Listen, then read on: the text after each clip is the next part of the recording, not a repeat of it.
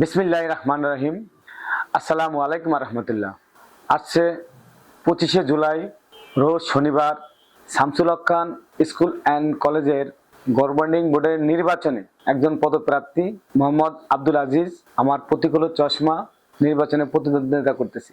উক্ত প্রতিষ্ঠানের বিগত 2015 সালে এসএসসি পরীক্ষার সারা বাংলাদেশে দ্বিতীয় স্থান অধিকার করেছেন। প্রতিষ্ঠান সে ধারাবাহিকের আলোকে অত্র প্রতিষ্ঠান স্কুলের ছাত্ররা লেখাপড়া করে আসছে।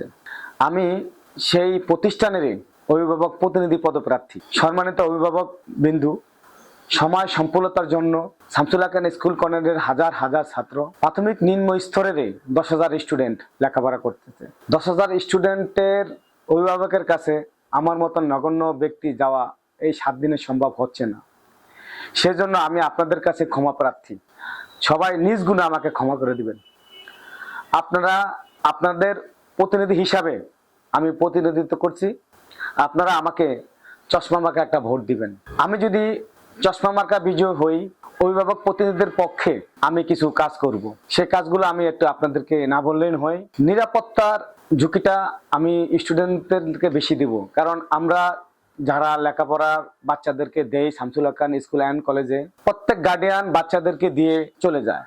বাচ্চাদের নিরাপত্তা আরো জোরদার করার জন্য আমি সার্বিকভাবে চেষ্টা করব ইনশাআল্লাহ। গরিব মেধাবী স্টুডেন্টের ক্ষেত্রে আমি সার্বক্ষণিকভাবে স্কুল ম্যানেজিং কমিটির সবাইকে নিয়ে, স্কুল শিক্ষকদেরকে নিয়ে সহায়তা করা, আর্থিক মানসিক এবং কি সহকারে আমি চেষ্টা করে যাব ইনশাআল্লাহ।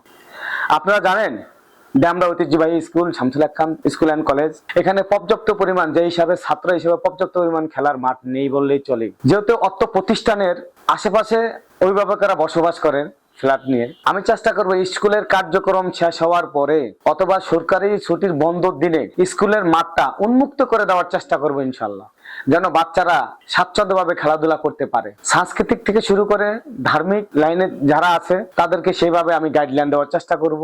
বাচ্চাদের পরিবেশ আরো সুন্দর করব।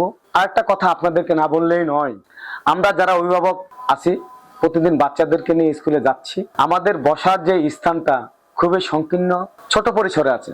আমি যদি অভিভাবক প্রতিনিধি নির্বাচিত হতে পারি ইনশাআল্লাহ, আমি চেষ্টা করব এই অভিভাবক যে কক্ষটা আছে আমি বড় করে দেওয়ার জন্য। ইচ্ছা করলে কোনো অভিভাবক শামসুল হক খান স্কুল কলেজের প্রধানের কাছে সরাসরি যেতে পারে না। আমি যদি নির্বাচিত হই, অভিভাবকের জন্য অভিভাবক একটা ডেস্ক তৈরি করব, যেটা অভিভাবক প্রতিনিধি কক্ষ। সেখানে আমি থাকবো, সময় দিব, আপনাদের অভিযোগ শুনবো, অভিযোগ লিখিত আকারে নিব, সেটা নিয়ে আমি ঊর্ধ্বতন কর্মকর্তা প্রিন্সিপালের পদ কাছে আমি যাব ইনশাল্লাহ আপনাদের পক্ষে হয়ে।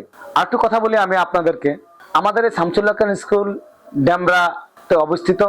ড্যামরার যে জায়গাটা আছে জলবরাদ্দ অনেক বেশি। আমি আপনাদের সাথে প্রতিজ্ঞাবদ্ধ, ওয়াদাবদ্ধ যে আমি উক্ত এলাকায় যে সব সামাজিক সংগঠন আছে, প্রতিষ্ঠানের শিক্ষকদের সাথে, এলাকার বিশিষ্ট ব্যক্তিদের সাথে সঙ্গে নিয়ে লিখিত আকারে আমি রাস্তাটা উঁচু করব, জলবদ্ধতা দূর করব। প্রধানমন্ত্রী দরবারে আমি একটা লিখিত অ্যাপ্লিকেশন দিব। লিখিত অ্যাপ্লিকেশন দিয়ে আমি ড্যামরার শামসুল হক খান স্কুলের আশেপাশে জলবদ্ধতা দূর করার চেষ্টা করব। আপনারা আমাকে সহযোগিতা করবেন, আমার হাত শক্তিশালী করবেন, আমাকে দোয়া করবেন। আর আমি যেহেতু আপনাদের এই গভর্নিং বোর্ডে নির্বাচন করতেছি চশমা প্রতীকে, আমাকে ভোট দিয়ে জয়যুক্ত করবেন এই আশাবাদ ব্যক্ত করে আমি আমার বক্তব্য এখানে শেষ করছি। আসসালামু আলাইকুম ওয়া রাহমাতুল্লাহি ওয়া বারাকাতুহু। চ্যানেল বি+, নতুন সূর্যোদয়, নতুন